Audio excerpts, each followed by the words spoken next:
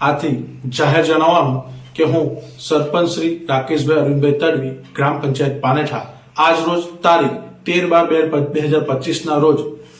પંચાયતના સ્થાનિક રસ્તો જે પાનેઠા પાદરથી નર્મદા નદી કિનારા તરફ જાય છે,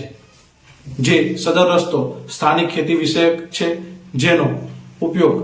ખેત મજૂરો કરતા રહેલા છે,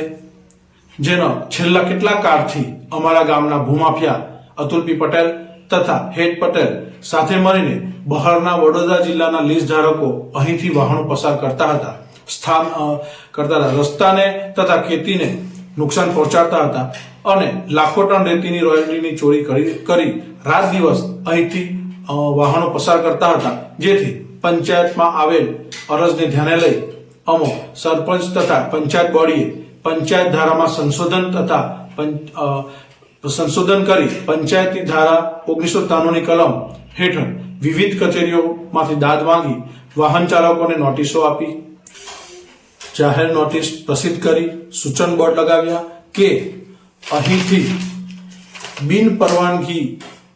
બીજા જિલ્લાના લીઝના સાદી રેતી લીઝના વાહનો પસાર કરવા નહીં. પરંતુ તેનાથી રોક ન લાગ્યો.